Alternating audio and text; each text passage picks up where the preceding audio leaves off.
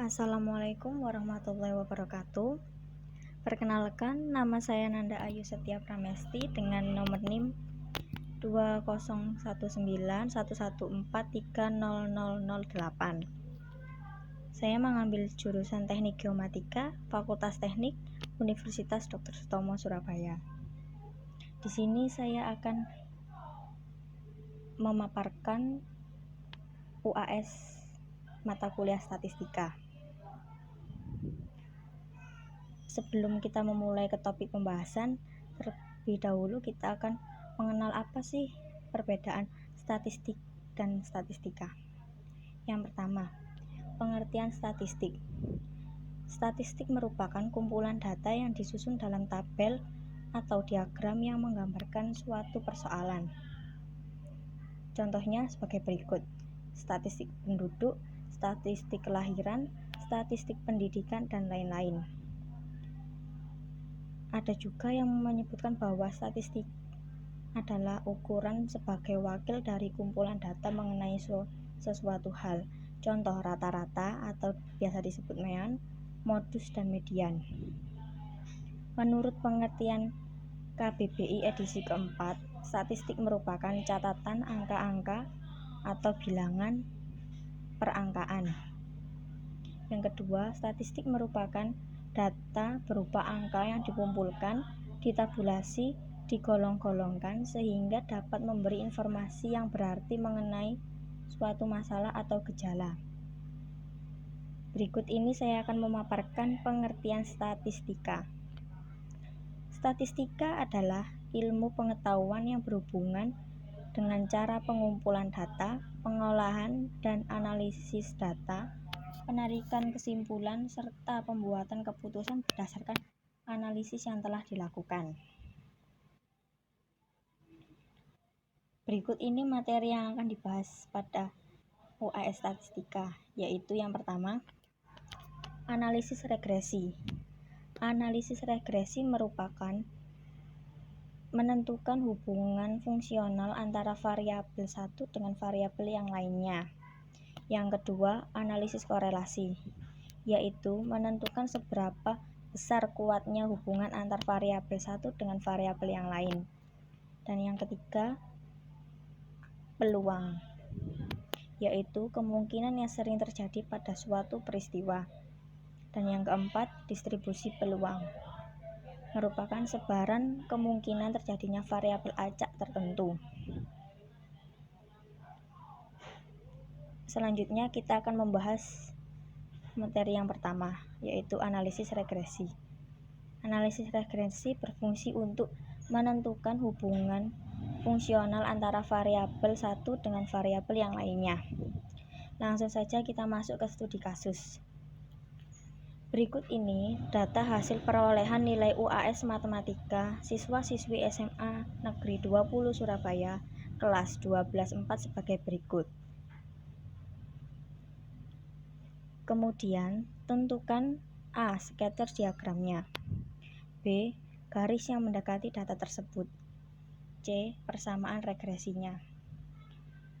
Dalam studi kasus ini, software yang bisa digunakan antara lain Microsoft Excel, SPSS, dan Minitab. Saya memilih menggunakan software SPSS. Yang pertama, diagram sketcher. Langkah-langkahnya sebagai berikut. Buka software SPSS, kemudian pilih dataset, kemudian klik open.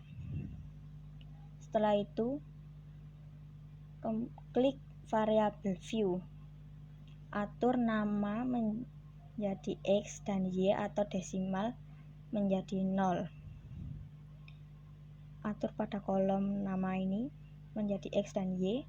Kemudian atur desimal menjadi 0. Setelah itu, isi data dengan cara klik data view yang ada di pojok kiri bawah ini.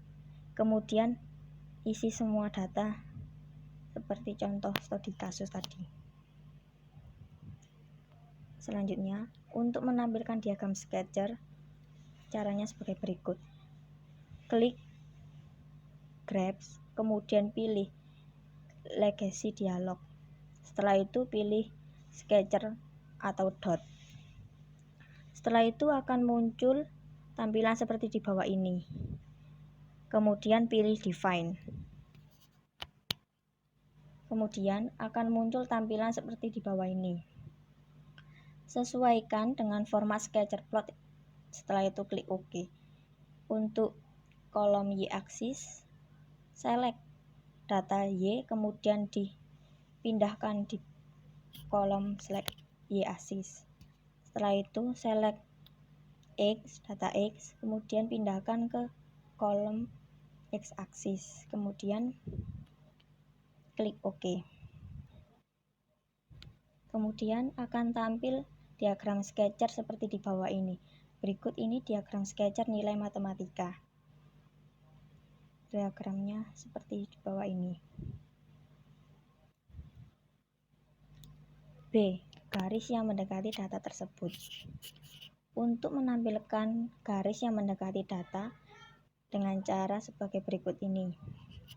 Klik salah satu titik sketcher, kemudian akan muncul tampilan chart editor. Klik elemen, setelah itu pilih fit line at total. Setelah itu akan muncul tampilan garis yang mendekati data seperti gambar di bawah ini.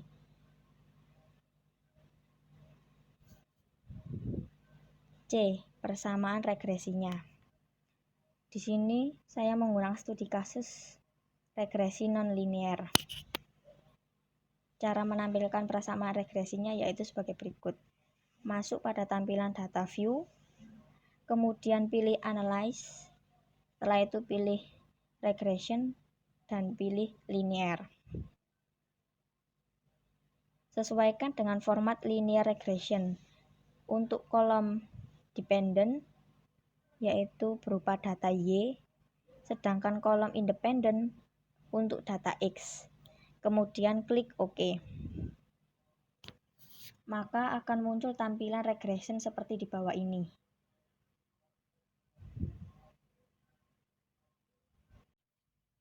Lanjut untuk pembahasan materi kedua, yaitu analisis korelasi. Analisis korelasi berfungsi untuk menentukan seberapa besar kuatnya hubungan antar variabel satu dengan variabel yang lain. Langsung saja menuju ke studi kasus. Dari data 15 tinggi badan bapak yang saya misalkan dengan X dan tinggi badan anak saya misalkan dengan Y sebagai berikut. Carilah koefisien korelasi antara tinggi badan bapak dan tinggi badan anak berdasarkan data di bawah ini. Bagaimana hubungan antara tinggi badan bapak dan tinggi badan anak yang diperoleh dari data tersebut. Ujilah hipotesis bahwa terdapat korelasi yang signifikan antara tinggi badan bapak dan tinggi badan anak. Di sini saya menggunakan software SPSS. Saya memilih korelasi persen. Yang pertama menentukan hipotesis. Ada dua. Yang pertama H0, berarti tidak ada hubungan atau korelasi antara tinggi badan bapak dan tinggi badan anak. Yang kedua H1, yang berarti ada hubungan antara korelasi tinggi badan bapak dan tinggi badan anak. Langkah-langkah pengerjaannya pada SPSS sebagai berikut. Buka software SPSS. Kemudian klik menu data, new dataset, kemudian pilih open. Kemudian klik variabel view dan atur nama menjadi X dan Y, serta atur label menjadi X untuk tinggi badan bapak dan Y untuk tinggi badan anak. Kemudian atur desimal menjadi 0. Setelah itu, isi data dengan cara klik data view, kemudian input data variabel X dan variabel Y. Setelah itu, untuk menampilkan hasil dari korelasi data tersebut dengan cara sebagai berikut. Pada tampilan toolbar, pilih Analyze, kemudian pilih Correlate, setelah itu pilih Bivariate. Kemudian, input variabel tinggi badan bapak, X, dan tinggi badan anak, Y, dengan cara memilih kedua variabel. Klik tanda panah sehingga variabel tinggi badan Bapak dan variabel tinggi badan anak pindah ke kotak variabel, seperti pada tampilan berikut ini. Setelah itu, klik person, klik to toilet, dan flag significant correlation. Kemudian klik OK. Sehingga akan muncul tampilan hasil data summary output berikut. Pengujian. Berdasarkan data dari summary output di atas, diketahui nilai koefisien korelasi atau correlation sebesar 0,683 dan nilai sig to toilet sebesar 0,005 dan nilai alfa sebesar 0,05. Karena nilai sig lebih kecil daripada alfa, maka dapat disimpulkan bahwa H1 diterima, yang artinya terdapat korelasi yang signifikan antara tinggi badan Bapak dan tinggi badan anak. Selanjutnya, lanjut ke materi yang ketiga, yaitu peluang. Peluang merupakan kemungkinan yang sering terjadi pada suatu peristiwa. Langsung saja kita pembahasan ke studi kasus. Diketahui pesawat terbang memiliki 4 mesin yang masing-masing bekerja secara bebas. Pesawat tersebut dapat terbang jika sedikitnya 2 dari mesin-mesin tersebut dapat bekerja dengan baik. Peluang bekerja dengan baik masing-masing mesin A, mesin B, mesin C, dan mesin D adalah 0,8, 0,9, 0,7, dan 0,6. Hitung peluang. Yang pertama, pesawat tersebut tidak layak untuk diterbangkan.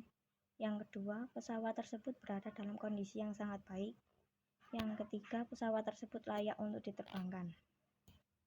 Penyelesaiannya sebagai berikut. Diketahui mesin A sebesar 0,8, mesin B sebesar 0,9, mesin C sebesar 0,7, dan mesin D sebesar 0,6. Ditanya, A. Pesawat tersebut tidak layak untuk diterbangkan. B. Pesawat tersebut berada dalam kondisi yang sangat baik. C. Pesawat tersebut layak untuk diterbangkan. Berikut jawabannya. A. Pesawat tersebut tidak layak untuk diterbangkan. Diketahui peluang A, mesin A sebagai 0,8, peluang mesin B 0,9, peluang mesin C 0,7, dan peluang mesin D 0,6. Misal, Px sama dengan peluang pesawat layak untuk diterbangkan. Px aksen merupakan pesawat tidak layak diterbangkan. Jadi Px aksen sama dengan 1 dikurangi dalam kurung peluang mesin A ditambah peluang mesin B ditambah peluang mesin C dan ditambah peluang mesin D sama dengan 1 ditambah dalam kurung 0,8 ditambah 0,9 ditambah 0,7 ditambah 0,6 menghasilkan nilai sebesar min 2. Lanjut ke B. Pesawat tersebut berada dalam kondisi yang sangat baik. Caranya dengan mengkalikan semua peluang mesin, yaitu peluang mesin A dikali peluang mesin B dikali peluang mesin C dan dikali peluang mesin D sama dengan 0,8 dikali 0,9 kali 0,7 dikali 0,6. Hasilnya sama dengan 0,3024. Lanjut ke C. Pesawat tersebut layak untuk diterbangkan. Saya misalkan dengan Px sama dengan peluang mesin A ditambah peluang mesin B ditambah peluang mesin C dan ditambah peluang mesin D sama dengan 0,8 ditambah 0,9 ditambah 0,7 ditambah 0,6. Hasilnya sama dengan 3. Lanjut pada pembahasan materi keempat, yaitu distribusi peluang. Distribusi peluang merupakan sebaran kemungkinan terjadinya variabel acak tertentu. Jenis-jenis distribusi peluang yaitu terdapat dua macam. Yang pertama, distribusi peluang diskret. Macamnya sebagai berikut. Yang pertama, distribusi uniform. Yang kedua, distribusi binomial. Yang ketiga, distribusi multinomial. Yang keempat, distribusi geometrik. Yang kelima, distribusi binomial negatif. Dan yang keenam, distribusi Poisson. Selanjutnya ada distribusi peluang kontinu.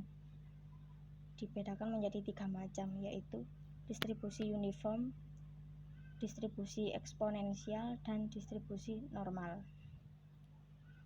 Lanjut saja ke pembahasan studi kasus.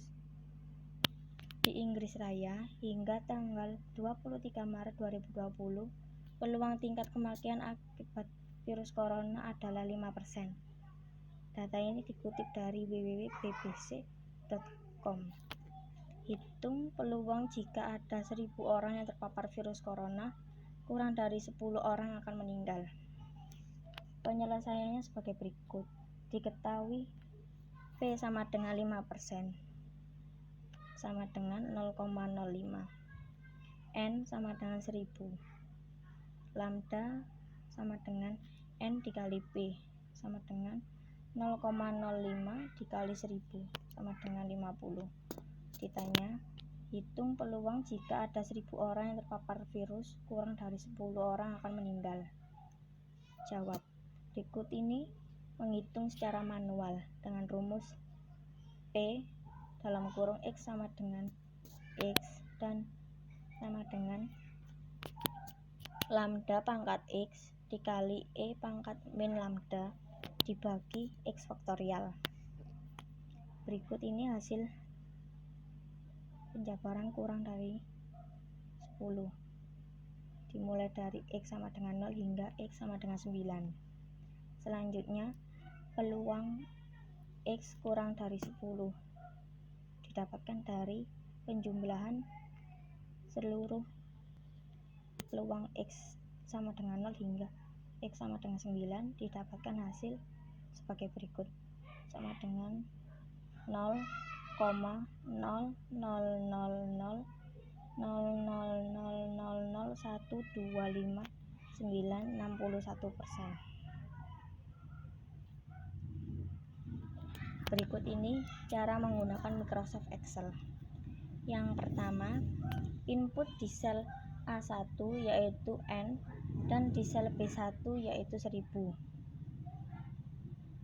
Yang kedua, input di sel A2 yaitu P dan di sel B2 yaitu 0,05.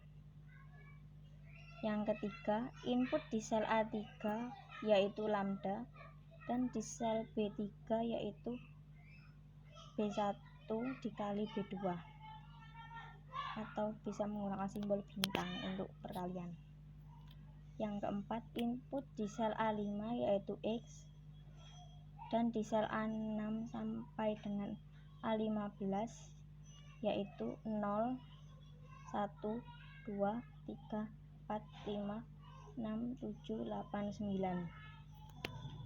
Yang kelima, input di sel B5 yaitu PX dan di sel B6 yaitu sama dengan Poisson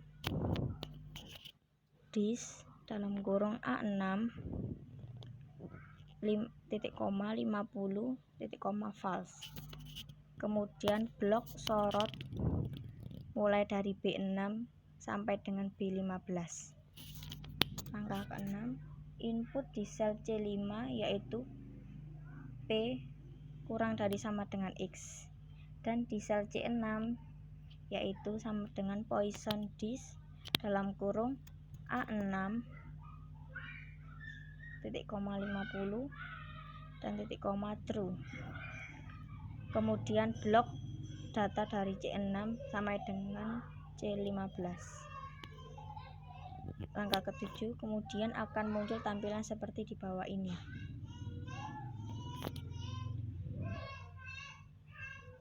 Sekian pemaparan UAS statistika dari saya. Kurang lebihnya mohon maaf. Wassalamualaikum warahmatullahi wabarakatuh.